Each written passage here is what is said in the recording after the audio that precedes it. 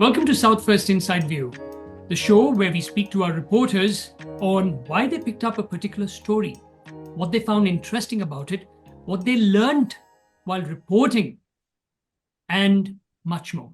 Today I have with me my colleague Nitika from Chennai. Nitika, thank you for being here.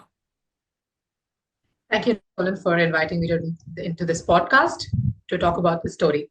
And happy Pongal. I know it's a festival day, but I found this story which you have written, Why Toilets Make Chennai's two areas, residents pray, very, very interesting. And I know I'm taking some time from your important time from Pongal, but let's discuss this very quickly. You know, the funny thing is, every time I think of the word Pongal, and when I come there to Chennai, the first place that I go over there is to get this sakre Pongal or sweet Pongal. Oh my God, that is just delicious. I mean, you know that I have a sweet tooth. You've seen here in Bengaluru itself when you would come over here, controlling. But let's get back to this topic.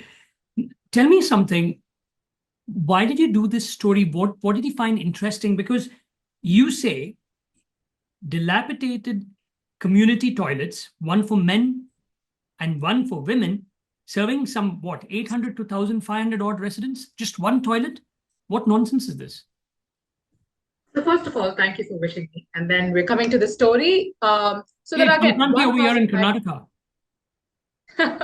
Fair enough. Thank you for that. But yeah. So again, we have like 1,500 residents in that place. It's just one colony if we're talking about it. And they have one single toilet unit that has what very horrible conditions of Indian style toilets that they have. So they have a water tank that is supposedly supposed to, they have to, take out water from there and use it as bucket water for to wash themselves and all of that. But the problem is it's really, really unclean and unmaintained for a very long time. So for to imagine that, so many people have to use the same toilet over and over again is kind of unreal for us too. So, and plus when it's unclean and can't expect someone to keep wearing a mask. They don't know that ordeal to, make themselves safe enough to enter that toilet and use it on a daily basis. So for me, it was very, when I picked up the story, I found it in the city, if there's something like this, if there's a place like this, and it's still neglected, is really astonishing for me. And one of the reasons why I took interest in this is for the same. So that's that. So you're saying this colony, this area is in the city itself, in the heart of Chennai? Yes, it is in the heart of Chennai. So this place is called Oteri. It's not very far from Anna Nagar, which is all very, developed places in Chennai. So that's the astonishing part. It's just because they're a very inside colony, I find it really unreal for them to completely leave it out. What is strange over here is that you're talking about 1,500 people, men, women, children, infants, babies, everyone over there. I mean, it's mind-boggling. I'm sure when you went and wrote the story, you would have spoken to all of these people. They all have work.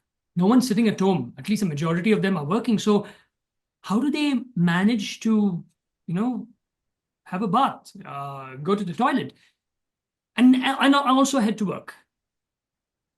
So the fun thing about this is, I wouldn't say fun. It's very awful of me to say so, but still, they have an open ground that is right behind the Thideer Nagar, where they use it for openly defecating there because they do not have the time and cleanliness allowance to be in that place in that one toilet unit that they have.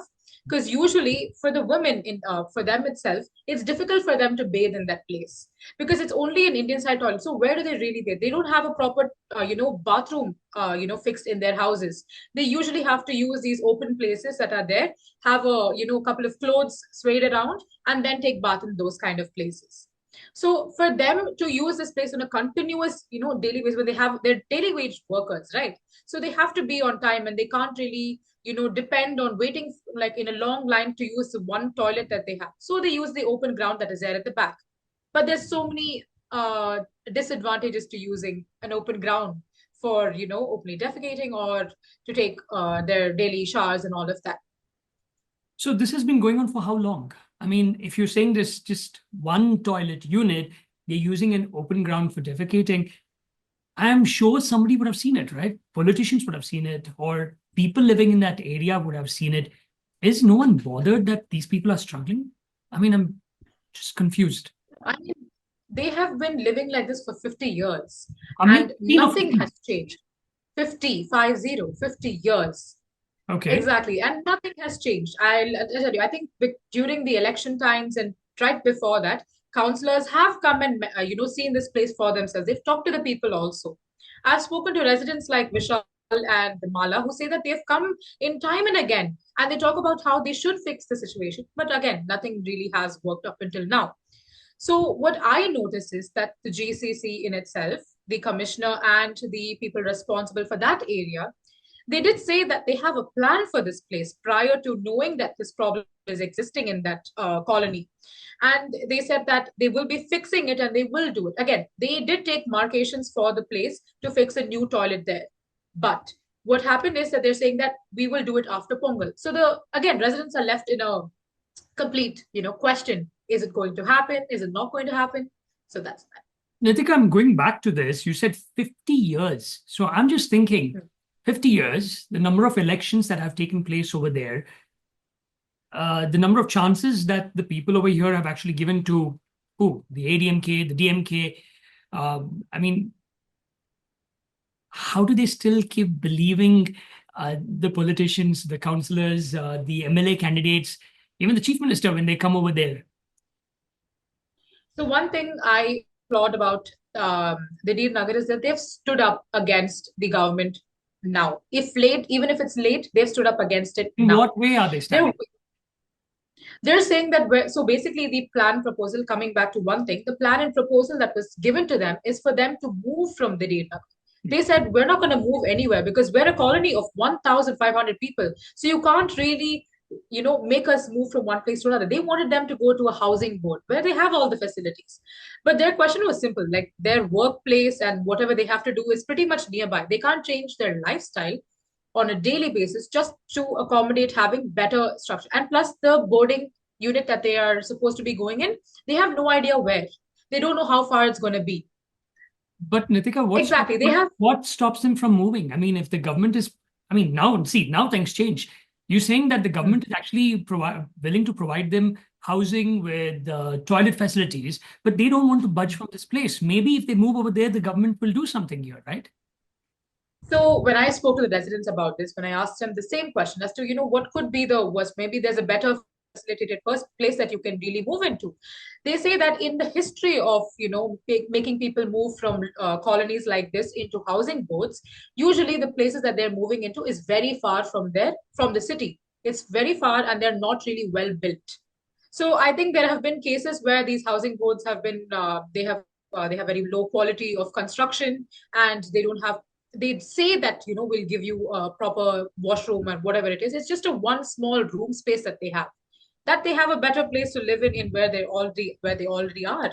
So their point is that they've seen people move from their relatives who have been in other colonies move from one place to another. They said that they can't even stay there because there's no use of moving from here to there. All they did is take away the land from them. So So, what's the point? so is the GCC Hmm. planning to do something about it, at least after Pongal? Do you believe that they will? So I would say for me personally, they did come up to me and say that we have started the project on building the toilet again after all these years. They did have a plan, but they never worked on it. So when I wrote out the story, they said that we're going to start on this plan again. They did come to the site and they took markations of where to place the toilet in that open ground that they have. But they also said that we're going to start after Pongal because a lot of the workers are on their holidays because of the 5-day holiday that we have in Tamil Nadu. What was it like when you went there? You saw it. I will be, yeah, I will be very honest. I think I stepped into a place that has completely been out of the city, development unit in itself. I felt like the toilets, I didn't have a mask with me, which I should have. But when I stepped in, I could only imagine what kind of a problematic situation these young women and elderly people have to face while using those unclean places that they have as a toilet. And for me, the stench again was really horrid to handle.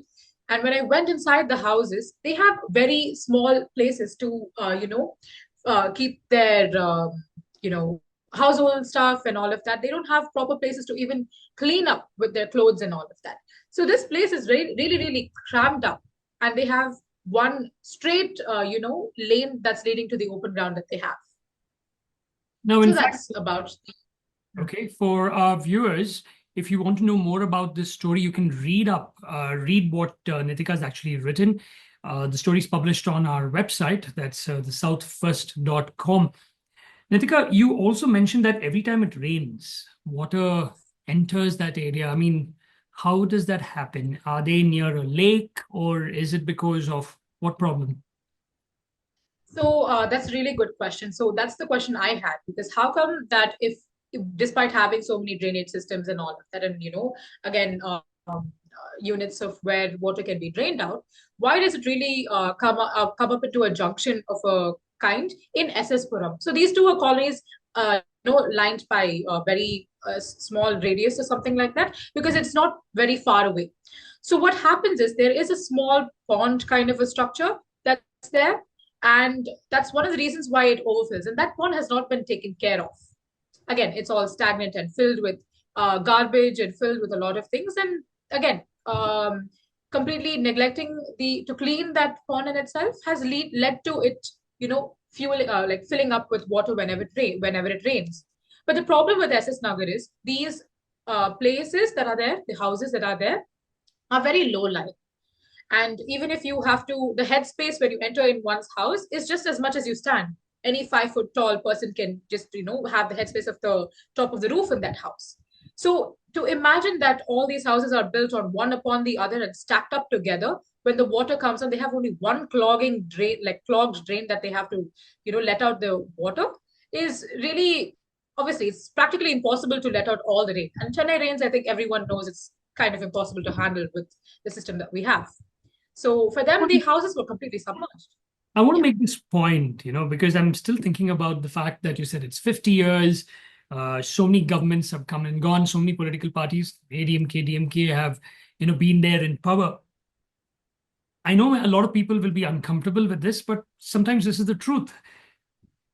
If this is a colony, for politicians, it's a big vote bank, right? They have 1,000, Yeah. 1,500, okay, leave 500,000 people there. Many times I've seen right here in Bengaluru as well. These areas are, like I said, vote banks. Politicians go there. They don't simply vote for the politicians, for the political party. They're getting something. The men get saris, the men get liquor, um, they get money, and hence they vote. Hence, this is what is happening. I mean, correct I me would if I'm say that, wrong, but this is no, what's I think you happening. are entirely, you are absolutely right about this, because what I have heard from the residents themselves, they say that at least 5 years before, when DMK came into the recent, power hold of how they are, where they are now, they did, offer to give them biryani, and they did offer to give them a lot of things. A lot of the men that are there, they used to go for these, we call it Kachi Korpadu in Tamil, where it's like party meetings and they try to discuss the resolutions and what and all they have to do. So they go there and they just convince them that, see, we're going to do this for this place. So you must vote for us. You know how you have to give your full support so we can help you. So when I met the in charge Is of it that just place, who's actually a convincing social, them? Is it just convincing them with words or convincing them with materials? I would say both, because what I heard is that they have been offered money as well in the past, at least like 1,000 rupees to 2,000 rupees, some are miscellaneous amounts, and they have no choice because they feel like if they have to stand up against something like that, a system like that, it's going to be problematic for them. So I would say that I think one of the residents, they themselves told about how her husband got caught in the loop with this, that he's also been a part of this party, and he's not really voicing out because he is a part of that party. So again, as we talk about it, it's happening in every place in Chennai.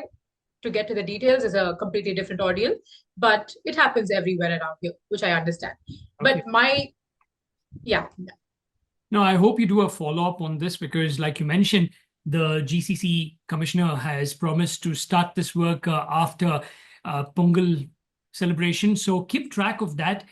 I think we are done today with this discussion. Very interesting one. But since it's your festival, I'm actually going to let you go. Thank you so much for speaking. thank you so much for having me.